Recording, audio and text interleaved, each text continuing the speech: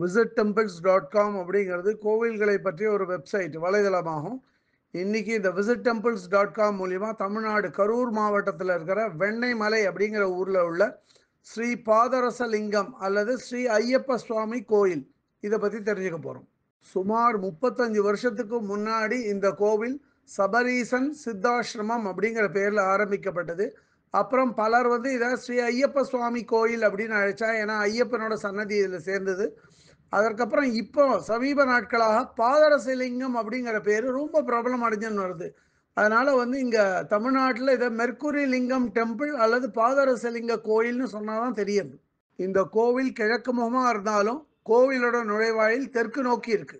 இங்க உள்ள அரசு மற்றும் வேம்பு மரத்துக்கு நாகதேவதைகள் மற்றும் சப்தமாதா விக்கிரகங்கள் இருக்கு. அதே மாதிரி ஸ்தல விருட்சமான மந்தார மரத்துக்கு கீழே விராட்ட விஸ்வகர்ம பரபிரம்மம் விக்கிரகம் இருக்கு. இவர் 5 முகங்களையும் 10 கரங்களையும் கொண்டவர். இதுக்கு பக்கத்திலேயே ஒரு திருவள்ளுவர் விக்கிரகமும் இருக்கு. இந்த கோவில்ல வடக்கு நோக்கிய ஸ்ரீ அஷ்டபுஜ ஐஸ்வர்ய ஜெயதுர்கை நின்ற கோலத்துல காட்சி கொடுக்கிறா. இவாளோட கோபுரம் மகாமேரு விமானம் அப்படின்னு அழைக்கப்படுறது. இங்க 2 துவாரபாலகிகள் விக்கிரகம் அதுக்கு முன்னாடி வச்சிருக்கான். இவாளோட சன்னதிக்கு வெளிப்பக்கமா அஷ்டலக்ஷ்மிகள், அதாவது ஆதிலக்ஷ்மி, தானியலக்ஷ்மி, தைரியலக்ஷ்மி, கஜலக்ஷ்மி, சந்தானலக்ஷ்மி, விஜயலக்ஷ்மி, வித்யாலக்ஷ்மி மற்றும் தனலக்ஷ்மி விக்கிரகங்கள் வச்சிருக்கா. அடுத்துள்ள சன்னதி மிகவும் முக்கியமானது, பாதரசலிங்கம். பாதரசலிங்கத்தை இங்க சித்த வேதேஸ்வரர் அப்படின்னு அழைக்கிறார்.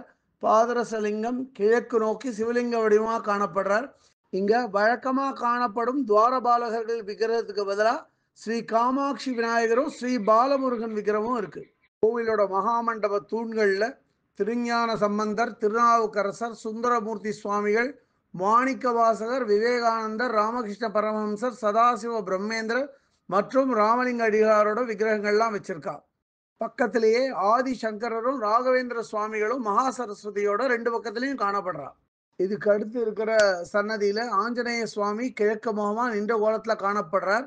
இங்க இருக்கிற ஐயப்ப சுவாமி சன்னதி கிழக்கு நோக்கி 18 படிகளோட இருக்கார். பார்க்க கம்பீரமா இருக்கார். ஐயப்ப சுவாமி சன்னதி வாசல்ல 2 துவாரபாலகர்கள் விக்கிரகம் இருக்கு. அதே மாதிரி ஐயப்ப மூலஸ்தானத்தை நோக்கி புலி வாகனமும் நைவேத்திய பீடமும் வச்சிருக்கா.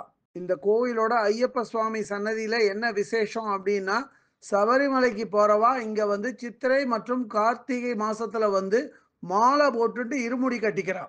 அதே மாதிரி இந்த கோவில்ல இருக்கிற நவகிரக சன்னதி சற்று வினோதமானது. பாக்கி கோவில்ல இருக்கிற நவகிரக சன்னதியிலிருந்து மாறுபட்டு இருக்கும். எப்படின்னா, இது ஒரு வட்ட வடிவமா ஒரு மேடையில அமைச்சிருக்கா நவகிரக சன்னதிய. இந்த கோவிலோட சமீப நாட்களோட முக்கிய ஈர்ப்பு என்ன அப்படின்னா, இங்க அமையப்பெற்ற மெடிடேஷன் ஹால் அல்லது தியான மண்டபம் தான். இந்த மெடிடேஷன் ஹால் நுழையறதுக்கு முன்னாடியே அங்க ஒரு திருவள்ளுவர் மற்றும் வள்ளலார் விக்கிரகங்களை பார்க்க முடியும்.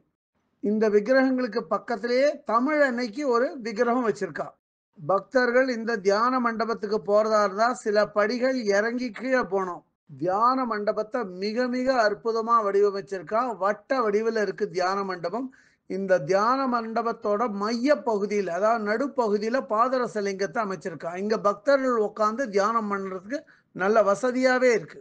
தியான மண்டபத்தோட மையமா இருக்கிற பாதரசலிங்கத்தை சுத்தி கருவூரார், போகர், புலிப்பாணி, இடைக்காடர், சுந்தரநந்தர், தேரையர், அகஸ்தியர், சுப்பிரமணியர், திருமூலர், கொரக்கர், பாம்பாட்டி சித்தர், குதம்பை சித்தர், சிவவாக்கியர், ராமதேவர், மச்சமுனி, சாட்டைமுனி, புன்னகீசர், பட்டினத்தார், காளங்கிநாதர், பிரம்மேந்திரர், சாய்பாபா, காகபுஜண்டர், அழுக்குண்ணர், பதாஞ்சலி, கொங்கடர், கமலமுனி மற்றும் ரோமரிஷி போன்ற சித்தர்கள் விக்கிரகத்தை வச்சிருக்கா.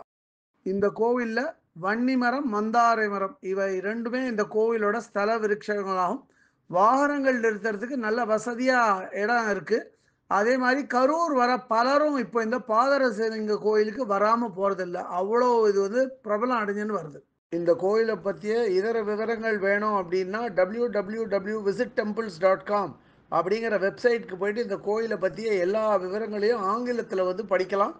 இல்லை பிற பாஷைகளில் வேணும்னா அதுலேயே மொழிபெயர்க்கிற வசதியும் இருக்குது. அப்படியே மொழிபெயர்த்து அவா பாஷைக்கு தகுந்த மாதிரி படிச்சுக்கலாம் அதை.